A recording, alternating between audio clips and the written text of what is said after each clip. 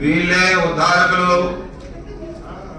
మా తర్వాతే దేశంలో ఎవరైనా సరే అని భావించి ఏమంటే ప్రతిపక్ష నాయకుల మీద విరుచుకుపడి గత ప్రభుత్వంలోని మనమేమో 5 సంవత్సరాలు కూడా సంక్షేమ పథకాలని చక్కగా అందించిన మహానాయకుడు జగన్మోహన్ రెడ్డి గారు అయితే 2 సంవత్సరాలు కరోనా అయినా కానీ ఎక్కడ ప్రజలకి ఇచ్చిన మాటని వాగ్దానాన్ని ఎక్కడ కూడా వెనక్కి తీసుకోకుండా సుపరిపాలన అందించినటువంటి మహానీయుడు రాముడి మాదిరిగా పరిపాలన అందించి అనేక ఆలయాల్ని నిర్మించినటువంటి ఘనత జగన్మోహన్ రెడ్డి గారి.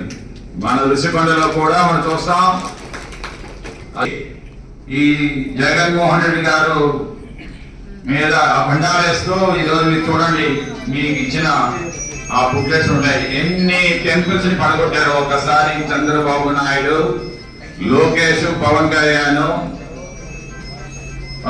అయితే ఇంకొంత ముందు ఒక అడుగు ముందేసి ఓహో గుళ్ళకి పడుకునిపోయి దొర్లేసి కడిగేసి పసుపు రాసేసి ఇంకా ఏదో జరిగిపోయిందని చెప్పేసి మన మీద పొరచేరు. కానీ ఆ ఎటువంటి వాడు వెంకటేశ్వర ఊరుకుంటాడా? ఊరుకోడు కదా.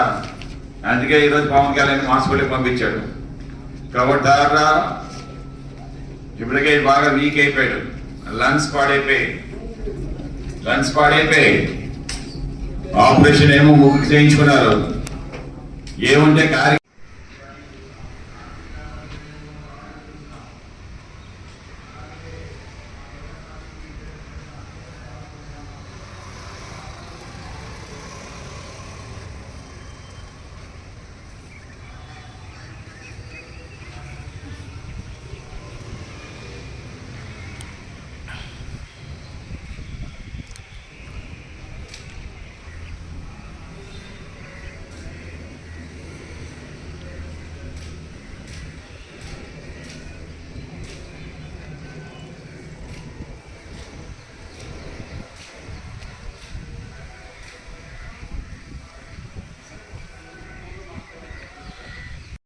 అని చెప్పేసి జనరేటర్స్ రూమ్లు కట్టించి ఘనత జగన్మోహన్ రెడ్డి గారు. ఈ రోజు వరకు ఒక ఇంచు కూడా ఒక కనీసం ఒక ప్లంబింగ్ ఐటమ్ ట్యాప్ పోయినా ట్యాప్ బిగించలేని దరిద్రపు కొట్టు ప్రభుత్వం నడుస్తా ఉందంటే ఈ రోజు మనం చెప్పచ్చు. కేజెస్ కి ఎంత తెలిసిపోతుంది ఈ ఎంత దరిద్రం అనేది.